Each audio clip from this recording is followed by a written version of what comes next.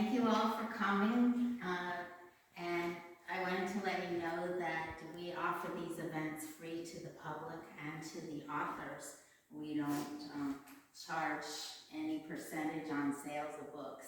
The way we support our work is through the B&B and sales of art and books, things like mugs, souvenir mugs that have the surreal Arizona art on them. And Delia also has her own products. Some of them are here. And I met Richard through Chesapeake Bay Writers Group, and Gwen is a former member of the group. So I'll let you introduce yourself from here. Okay, I work professionally as an actuary, handling mathematics for an insurance company, and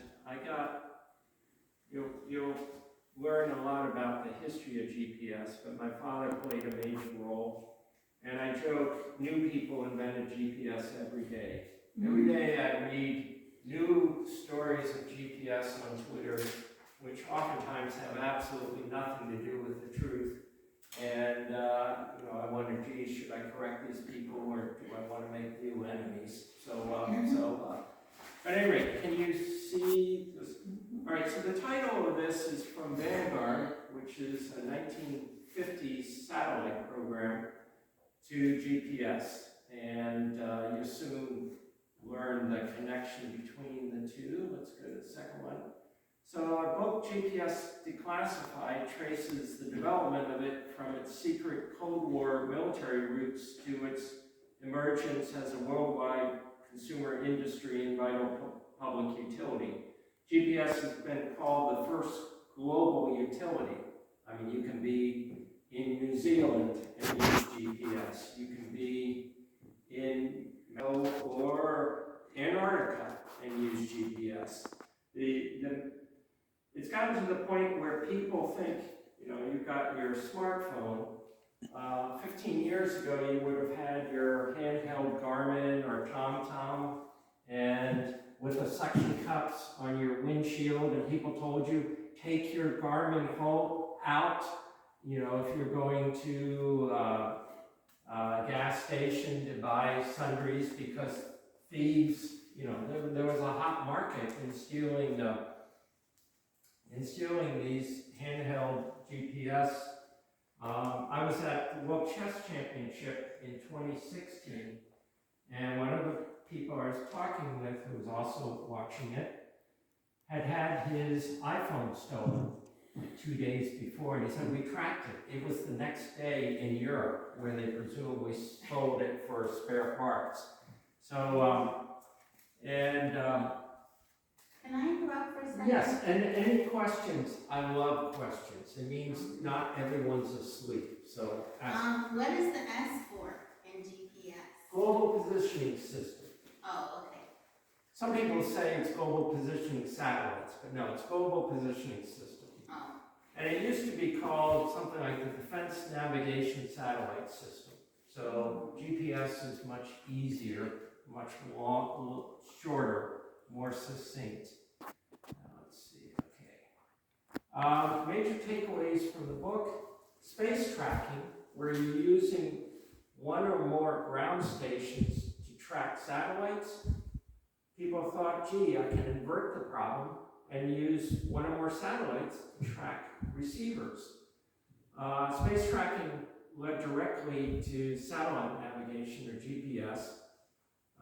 Some people may know Dava Sobel's book Longitude, about John Harrison, who invented the marine chronometer. In the 18th century, you can figure out latitude by looking at the angle of the sun at local noon. But longitude was a major problem, and there were two major solutions to it. One was astronomical, taking what they called lunars, and the other was accurate clocks. So if you have an accurate clock and you synchronize it to Greenwich, England, and the clock says it's 1 o'clock at local noon, that means you're 1/24th of the way around the world west of Greenwich. So you could use clocks as a form of synchronization. With GPS, we got accurate clocks in the satellites, and the satellite is sending out a signal, and with 4 satellites in sight, your receiver computes how far you are from those 4 satellites, and it synchronizes its time and gives you your 3-dimensional position. That's how GPS works. GPS is a PNT system. It provides positioning, navigation, and timing. And if you're on Wall Street, the exact timing of your trade is extremely important. People use it in fiber optic cables to maximize the use of the cable. As I said, GPS has been called the first global utility, and it's like the Naked Gun movie. They have the joke, the ozone, it's a lot like the ozone layer. You only notice it when it's gone. Well, GPS, we would really notice it if it was gone. All right, so where did my mouse go? My mouse is, okay. And GPS was originally developed by U.S. military laboratories, and you have the first Gulf War in 1990-91. Schwarzkopf's left hook. It revolutionized weapons tactics and strategies. I talked about new people inventing GPS every day, on Twitter. You can tell it's successful because everyone wants to claim it. And one thing you read is that Reagan declassified GPS for civilian use after the Korean airliner was shot down in 1983. That's not true. We've got our website, GPS Declassified, where we have documents, and there was a civilian receiver from day one for GPS. So that's a wonderful story out of this tragedy, Korean airliner being shot down. We got GPS. It just happens not to be true. And GPS has spawned complementary systems. We joke GPS is so important, everybody's got one. The Soviets and now the Russians have their GLONASS system, the Europeans have their Galileo system, and the Chinese have their Beidou system. Its global impact today, I'm going to talk about a 2019 study, is greater than most people realize, and GPS has become an unseen but critical component of modern infrastructure. And here's my father, who is acclaimed by some people as the inventor of GPS. Here he is in his wheelchair. That's Eric Fraser standing to the left, my co-author, and that's me to the right. He was inducted into the Inventors Hall of Fame in 2010. He worked at the Naval Research Lab from 1943 to 1980. His system was called Timation for time navigation. Again, you have very accurate atomic clocks. You can synchronize the clocks. You know how long the signal took to get to you from the 4 clocks, and voila, you have your position of your receiver. And here on the left, he receives the National Medal of Technology in 26. The 8th anniversary of my meeting my wife. She said, boy, we've gone on congressional tours of the White House. When your father receives an award, you don't get to see the Oval Office, but you get to see a lot more rooms, and it's much more relaxed. Picture on the right, the 2 people next to the president are the individual owners, and all the photographers were there to see George Lucas. You can see George Lucas, 3rd from right, with his beard on. My father was introduced to Lucas as the real Star Wars. So go back to 1955. There are no satellites. The space age starts 2 years later.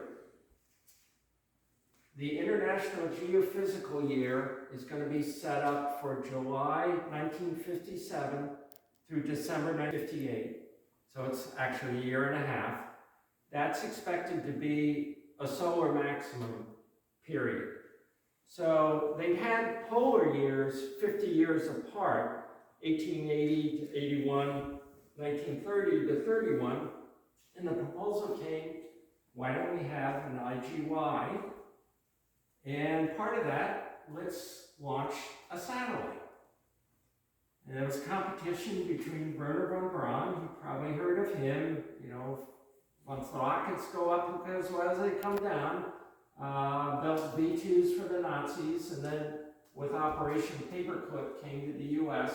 You can see Werner von Braun in the picture on the left, the person in the front right sitting, and standing to the far right is Milt Rosen.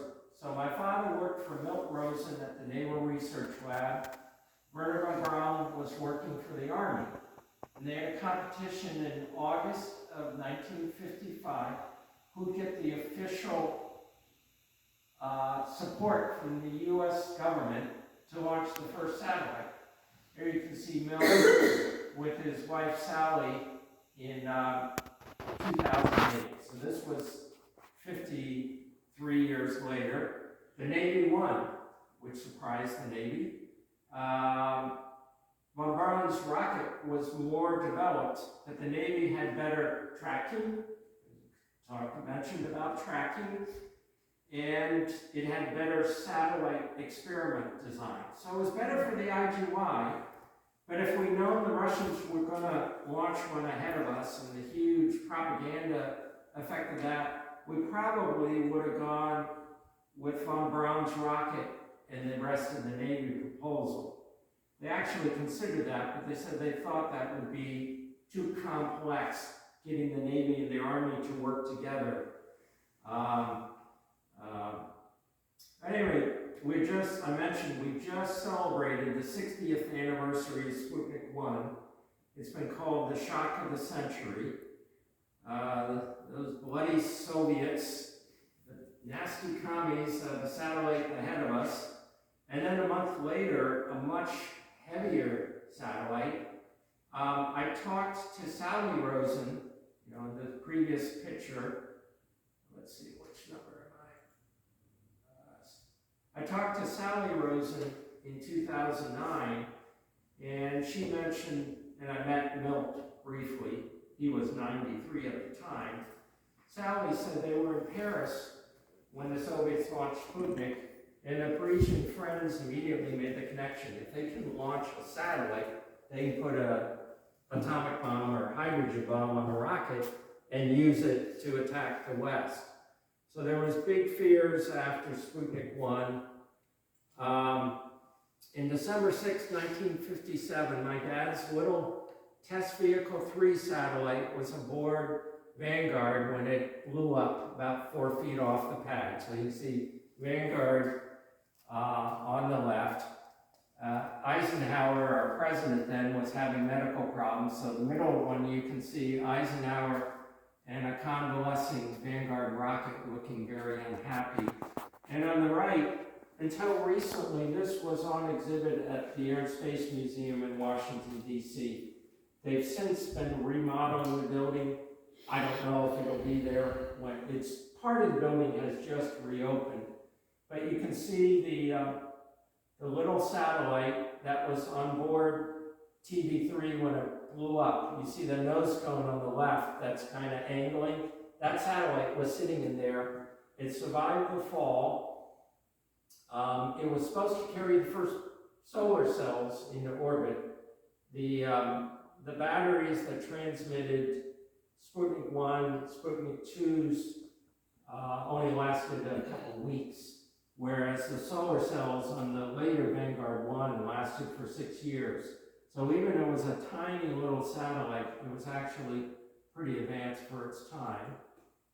So with Vanguard Test Vehicle 3 blowing up, they opened it up to Werner von Braun to take his rocket and the Explorer 1 satellite. And at the end of January, you can see the famous picture. That's Werner on the left, 3, the people holding up Explorer 1. Von Braun's on the right. Jim Van Allen, whose experiments discovered the Van Allen belts, you know, active belts around the U.S., and William Pickering from Jet Propulsion Lab, which helped build the satellite. You can see on the right, this is a picture taken at the Naval Research Lab in April 1955. You see Jim Van Allen in the front row to the right. Again, the Van Allen belts are named after him. In the row behind to the right is George Ludwig, who built the Geiger counter for him. And you can see my father at the top left, and Marty Votaw, who worked for him. So the previous picture, let's see. The previous picture, those two people viewing the satellite, that's Marty and my dad. So the Army was first, but the Navy was second. Yes? Was that the actual side of the satellite that they were holding up? Or what were they holding? Oh, they were holding up a replica of the whole, so no, that's the whole, that's the whole Juno 2. No, the satellite would have been in the nose cone. I think Explorer 1 weighed about 20 pounds, and Vanguard TV3 weighed 3.5 pounds. Sputnik 1 was around 180 pounds, and Sputnik 2 was over 1,000 pounds, had a dog, Leica, on board. So, the thing is, the early American atomic bombs, H-bombs, were much more miniaturized than the Soviet ones. So the Soviets need bigger rockets, which helped when you're launching satellites and humans. So, a month and a half later, Vanguard 1 lifts off successfully. It's still in orbit. It's the oldest satellite in orbit. And that's me wearing the red coat right next to Vanguard 1. My dad used to bring it home to tinker with it on our dining room table. So, no clean rooms in 1958. You could have it be a family affair. So the question is, all right, GPS, is this marvelous modern navigation system, but it's obviously building on previous ideas.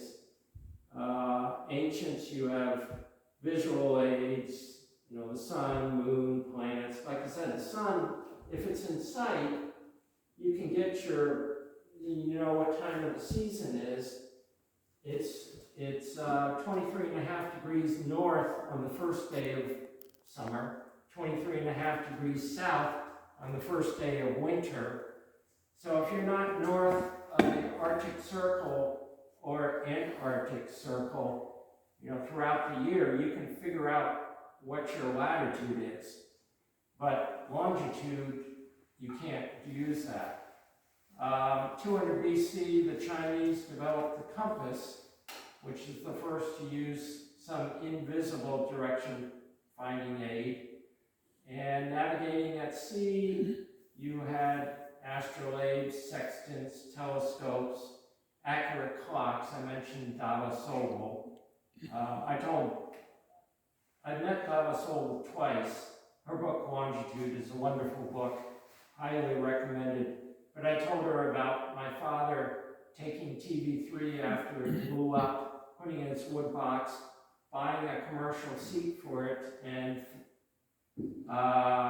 carrying it on board a commercial flight back to Washington, D.C. And she wondered what TSA would make of that today. You probably would not be able to carry a satellite on board. Then in the 18th century, radio waves, etc., GPS uses radio waves. So what was the situation pre-GPS? Some of you may know Ernst Shackleton, his expedition to traverse Antarctica, which his ship got stuck in the ice, and he went with whaleboats to Elephant Island. You can see little Elephant Island, but it was rarely visited by whalers. So his men were running short of food, so he took the 6 strongest men and used the the best preserved lifeboat, the James Caird, and sailed from Elephant Island to South Georgia. Very rough seas there. And when they were getting close to South Georgia, it was either find that island or die. I mean, they didn't have any way of getting help. They had to find South Georgia. And a Shackleton's navigator, Frank Worsley, told him he could not be sure of his position within 10 miles. But they found the island. They were on the uninhabited side of South Georgia, but they were worried if they tried to get around, they might get swept away. So they landed. Shackleton and 2 other men climbed over the very rough interior of South Georgia to get to the whaling village. And it's said that modern climbers with modern equipment find it very hard to duplicate what they did, but it was life or death. And when they finally found the whaling village, no one recognized them. They just looked so mad. And then when they heard their story, they were astounded that they climbed over the interior, because nobody does that. So we've talked about Sputnik 1, shock of the century, and I just wrote an article, it's in a online magazine called the Space Review, about what happened when Sputnik 1 was launched. The International Geophysical Year specified that they used the frequency of 108 megahertz. And my father's mini-track system was designed to track the Vanguard satellites at 108 megahertz. But Sputnik was emitting signals at 20 and 40 megahertz, which were easy for ham radio operators to detect. So they had to revise Minitrack to track that, and they basically worked for 3 days nonstop to do that. Let's see, let's go. Let me go. But whoops, I'm skipping ahead. I'm sorry. All right, what is it? Okay, so 3 groups of people. I talked about, you can use receivers to track satellites. Can I reverse that problem? I talked about GPS works. If you have 4 satellites in sight, you can solve for your time synchronization and get your 3-dimensional position. That's how GPS and all similar systems work today. And that was my father's idea in 1964. This is a slide presentation he made in 1967, just before his first Timation 1 satellite was launched. And he said, to my idea, the idea of using passive ranging, which again, you can calculate for 4 satellites, how long the signal is taken to come from the satellite to you, you know how far you are from the satellites. Satellites tell you their position when they emitted the signal. And with that, but you need very accurate clocks on the satellites. My father's first 2 used crystal oscillators, which were good clocks, but not as accurate as atomic clocks. And he said, my idea, the idea of using passive ranging was the result of a conversation between himself and Dr. Arnold Shostak. His son, Seth Shostak, works on SETI, the search for extraterrestrial intelligence. If you look up Seth Shostak on the net, you'll find him. So in April 1964, Dr. Shostak was talking about the hydrogen maser, which was a very accurate atomic clock developed in 1960. And at the time, I remarked that it appeared to make passive ranging feasible, and he agreed, and my father started working on his timation system. So, I talked about space tracking. One of the reasons why the Navy won over the Army is they had a mini-track system to track the satellite. People think they saw Sputnik 1, you know, after it was launched. Very few people saw Sputnik 1. What they saw was the third stage of the R7 behind it, which was, you know, detecting a satellite, a small satellite, is very difficult. And von Braun's original proposal wasn't to have a transmitter. And the people with the Stewart Committee say, you're not going to be able to find that satellite, whether it made orbit. So they had a tracking system, mini-track, which again they adjusted to track Sputnik. And in January 1958, my dad realized, gee, Soviets are going to soon be launching spy satellites. And a spy satellite will be quiet most of the time. It'd be, you know, minding its own business, taking pictures of the U.S., and then when it gets over the Soviet Union, it might transmit that information, or what we did is, with our early Corona satellites, emit a cassette, come down with a parachute, and their Air Force plane picks it out of the sky. So that's before they had the power to transmit down the satellites, they'd actually send a cassette down. So my father realized Soviet spy satellites are going to be quiet most of the time. Mini-track depended on tracking the signal from the satellite. What do you do if it's quiet? Well, you have the space surveillance where you send a real powerful beam up, and if it reflects off the satellite, you suddenly get a reflection, and you say, okay, there's something up there. And that worked from 1958 to 2013. The most powerful transmitter was in Lake Kickapoo, Texas, about 130 miles north of Dallas. So somewhere in 1962, Dad was working on a project in Santa Barbara for the summer on a SDI, Strategic Defense Initiative, missile defense. And en route, we stopped at Lake Kickapoo. And I remember it had a teletype system, which for 1962, that was really advanced. You know, that was a couple decades before we had the internet. Okay, so my father's third navigation satellite, Timation 3, carried the first rubidium atomic clocks into space in 1974. And its Timation 4 carried the first cesium atomic clocks. GPS uses both cesium and rubidium clocks in its satellites today. And the cesium clock, you know, people ask Einstein, you hear relativity theory. Do we have any verification of relativity theory? You know, you hear general relativity and special. Special is moving objects, and, you know, gee, if somebody went to Andromeda and back close to the speed of light, they would age very little during that time period. You know, great science fiction stories.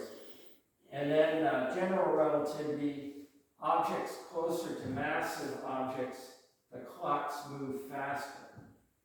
Well, GPS uses both corrections for special and general relativity. They verified it based on NTS2, and if relativity theory didn't work, you wouldn't be able to find your way here. Or if we didn't adjust for it, we'd be miles off in GPS. So NTS2 plus the first three test satellites were used to form the first GPS constellation in 1978. So that gave you latitude, longitude, altitude, and time. So that's what I've been babbling about. 4 satellites. If you're in New York City, you may not be able to get 4 satellites. Or if you're on the lower level of a bridge, you know, GPS may skip out. So that's partially why the Japanese and the Indians have their regional systems to give you more satellites in sight around big cities. So again, the Blox 1 satellites were the test. They launched 11 and 1 failed in the process. So today, most of your systems are using GPS. They'll also be using the European system Galileo. They're using the Chinese system Beidou, the Russian system GLONASS, and the two to the right are Indian and Japanese systems. So we may be facing, instead of not enough satellites, we might have too many. People say if we have 70 GNS type system satellites in sight, they might start interfering with each other. So for GPS, you can get too much of a good thing. And I talked earlier that, people say, oh, out of the terrible Korean airliner, we got civilian GPS. Now this is from July 1974, GPS Program Management Plan, and it talks about the CA. I've heard it called clear acquisition. I've also heard it called coarse acquisition. CA signal will serve as an aid to the acquisition of the P signal, that's the military signal, and will also provide a navigation signal in the clear for both the military and the civilian user. So, 1974, GPS was open to civilians. There were no satellites up yet, so you have to wait for that.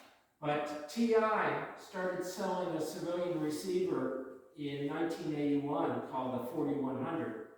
So civilians were using GPS 2 years prior to Korean airliner being shot down. Now, the Deputy Press Secretary did say, after Korean airliner was shot down, that the President has determined the U.S. will make available to civilian aircraft its GPS system when it becomes operational in 1988. That ended up being optimistic because Congress, in its infinite wisdom in the 1970s, decided that all government satellites had to be launched on the space shuttle. And what happened 3 years later? You had Challenger blow up. So the Air Force at that point had to get another way to get GPS satellites into orbit. So here it is. It set back GPS's launch schedule by 2 years. So they devised the Delta II rocket. I mean, it never made sense to launch a GPS satellite on the space shuttle. Space shuttles go up 100 miles. GPS satellites are at 12,000 miles. And you've obviously got to have all sorts of safeguards when you're sending humans into orbit, where you don't want to blow up a GPS satellite, but it's not as bad as if you lose 7 astronauts. So its military debut was in the Persian Gulf War. We had 14 satellites. To make sure you have 4 in sight at any given time, they wanted to have 24. So the couple months before the actual military campaign, they launched 2 more, which is, they couldn't speed it up. So we had 16 satellites of the 24. One good thing about Kuwait is it's pretty flat terrain. And one of the reasons why they needed 24, of the 24, you've got about 8 in sight at any given time, but some may be real close to the horizon, and if you're in mountainous terrain, you might not be able to get them. So, but fortunately, most of where the first Gulf War occurred was pretty flat terrain. So they were able to use GPS extensively. And here we have, the military didn't anticipate that they'd be using it that soon. You see, we had 842 military receivers. So a lot of people, either the soldiers were buying Garmin's, TomToms, civilian receivers, or their parents were sending them. So there were 4,400 commercial receivers, so about 5 to 1 commercial to military. They turned selective availability off to allow the civilian receivers to be almost as accurate as the military. And, really surprised the Iraqis. They said, we get lost in the desert. But with almost 5,000 receivers, almost 6,000, there were enough to go around. And the clock time was used to synchronize the initial helicopter attacks. So they attacked the outside radars and then attacked the next wave radars and, basically blew a hole in the Iraqi resistance. And suddenly we had planes in Baghdad and they couldn't see them. So GPS played a major role there. Helped to avoid fratricide. You know your position of your bombs much more accurately. You can avoid hitting friendly troops, which is always a big problem in war. In 2012, they talked about, given how important GPS is, there's a danger that baddies, rather than attacking the World Trade Center, would try to knock out our GPS system. Or you could have a bad solar storm. They talked about the Carrington event in 1859, that there's a bad solar storm and the telegraphs suddenly stopped working. So how did the public become so dependent? Miniaturizing receivers. When I bought my Garmin in 2007, cost a couple $100. Now you're essentially getting it for free in a smartphone. Improved accuracy, turning off selective availability. Again, I said in 2000, that made a huge difference. What's selective availability? Selective availability, they deliberately distorted the civilian signal. So that it was only accurate within 300 feet. I remember wandering around New Hampshire and Vermont with my father with his handheld Garmin. He was trying to get the position of covered bridges because he was interested, retired engineer, was never retired, in restoring covered bridges, and he was trying to map them all, and he was cursing, gee, I can only get this within 300 feet. So, but by the year 2000, with the wide angle, where you have again, I said the Department of Transportation wanted to use GPS to land airplanes. And so they were to have land beacons with known positions sending out signals, and they would tell you how much selective availability is distorting your signal. So by the time they turned it off in 2000, it was becoming obsolete anyway. And of course now we have 4 worldwide GPS type systems. Gee, we destroyed our civilian signal, people will just use Galileo instead. So, and here's some of the incredible shrinking GPS receivers. Again, the one on the right, the TI 4100, 1981 to 82. So again, that's prior to KAL 007 being shot down. And a 2019 study has found that 10 key industries, this is the US only, have generated $1.4 trillion of benefit, 90% of it after 2010. And GPS outage could have an impact of $1 billion a day and as much as $4 billion a day for farmers if it was a critical planting season. So, let's see. Now, any questions? And I've got more presentation, but I can talk some about GPS controversies, but I don't know if that'll make your eyes grow heavy. It's totally, have you had enough of me, or do you want to hear? I have one question. Yes. In 1992, I was involved in a project for the Air Force where the pilots used to have a device in their eye, and wherever the eye look an object, a target, automatically hook that target and they can keep going on.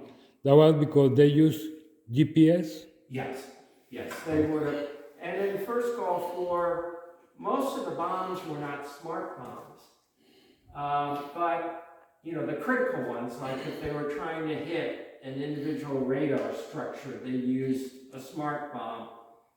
But because the planes were using GPS, their launching point for their bombing was much more accurate. So even then, where they had very few smart bombs, the fact that they were using GPS and could know accurately where the airplane was when it released the bombs made the bombs much more accurate than they would have been 10 years before.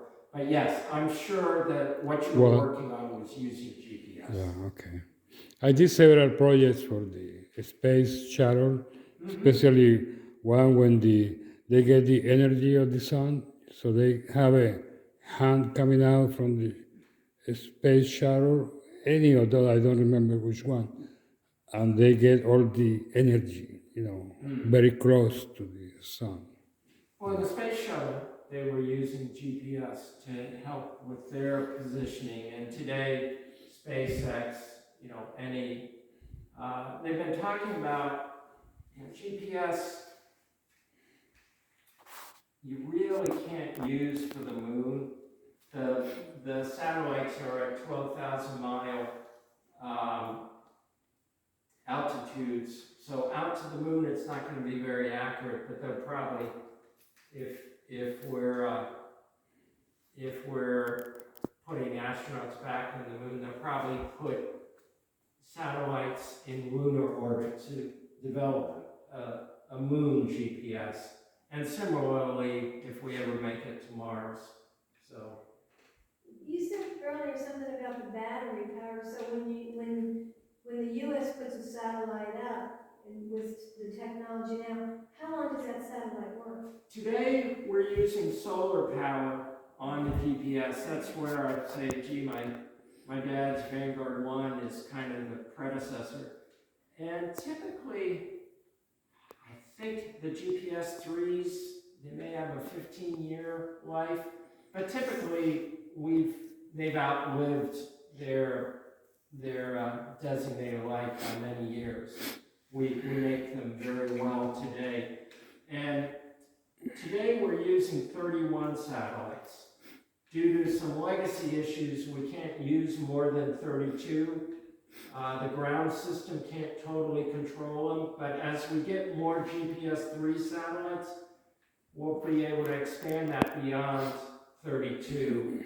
And currently we have like 6 or 7 satellites that we could use that are older. They put them kind of in parking orbits. So if terrorists knocked out 2 of our GPS satellites, we take 2 out of the parking orbits and put them back in the constellations. And one thing the Air Force, Space Force now, they've talked about doing is having the ability to launch real quickly more generic satellites. So our GPS satellites do more than GPS. They include nuclear attack detectors, which in case the worst ever happened, they would help to tell where the damage is and help people recover more quickly.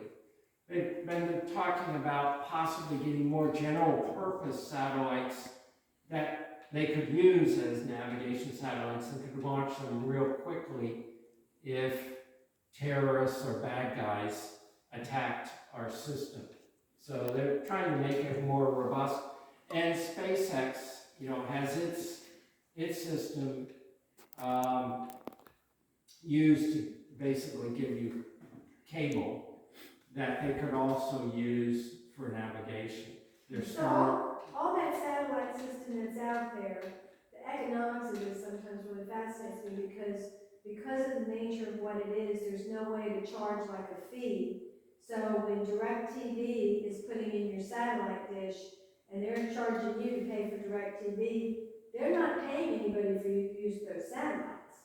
Well, they may have their own satellites that, I think in DirecTV, they've launched their own satellites to Okay, so provide that they're service. not using, those companies or the companies that are doing GPS that you have in your car, they're not pinging off, I don't know any better. Well, off in of GPS, military satellites. in GPS, they are using our military. Okay. And a lot of people, you know, say my GPS directed me the wrong way.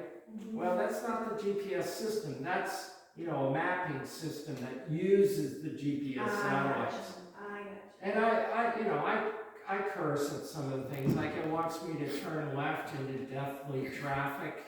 Or in Dallas, it'd say, oh, go straight across this road, and it's, you know, 3 lanes on both sides. And I'll say, nah, I'm gonna turn right, and I'm gonna find a light.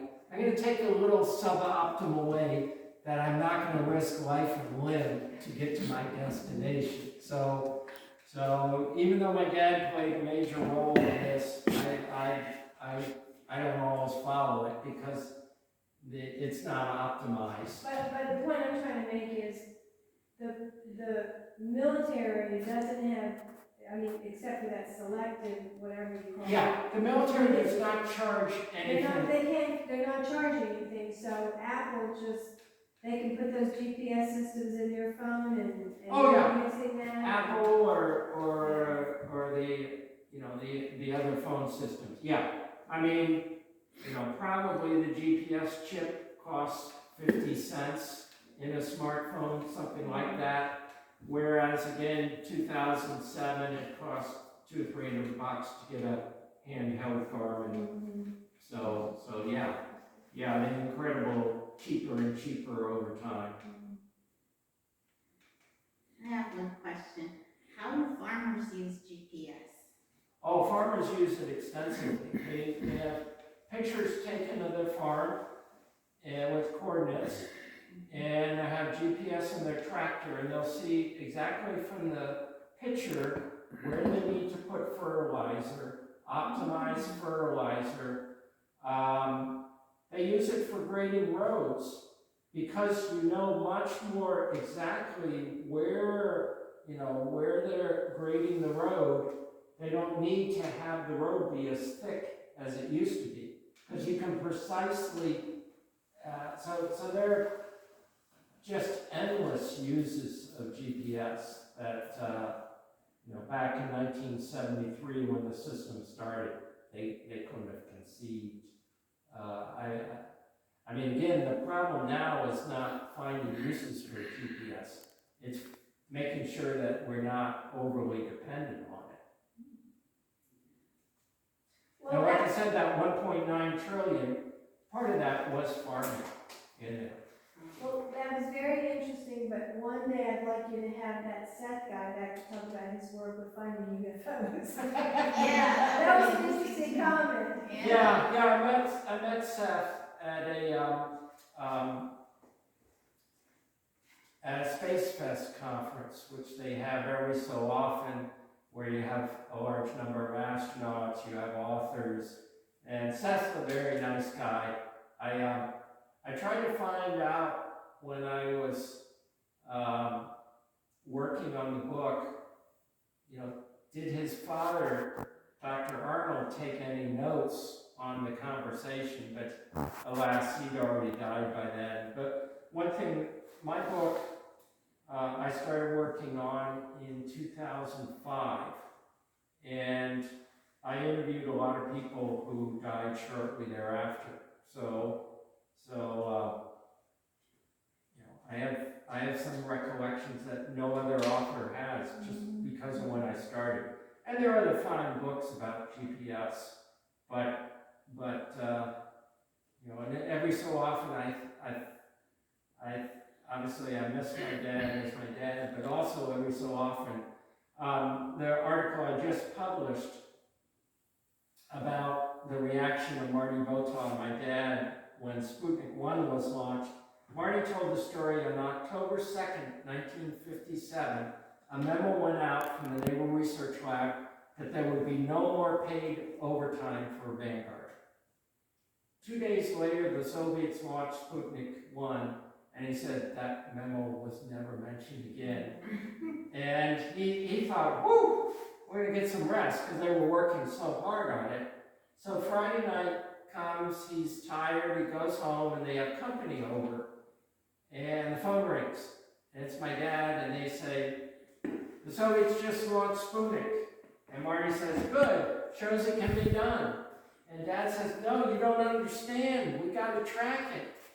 Well, can I finish dinner first? Well, yeah, but had come down right afterwards. And he said they worked,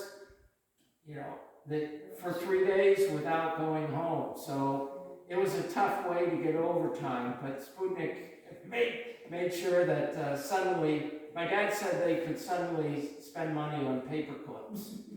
Suddenly the spigots were opened. But at any rate, one person asked me, reading my article, how much did the people working on Project Vanguard know about the Soviet program? And people with the CIA, the Soviets announced that R7 had worked for what would be an ICBM in August 1957. So some of the people in the US government knew that the Soviets were potentially close to launching a satellite. Whether it got down to people working on Project Vanguard, I don't know. My dad was kind of third level down, so did they know about it? Possibly not. But, Sputnik to people in the CIA was not the big surprise that it was to the public. But of course, it's kind of like the missile gap in 1960. The CIA knew there was no missile gap because they had spy satellites looking at where the Soviets had missiles. But that was secret, so Eisenhower couldn't talk about it, so Kennedy could use it as a campaign issue without being contradicted by the administration. So. Well, thank you. Thank you very much. Thank you. Thank you. While you trade places, could I Yes. get a picture of the two of you together? Oh, definitely. Looks like she's got some extra.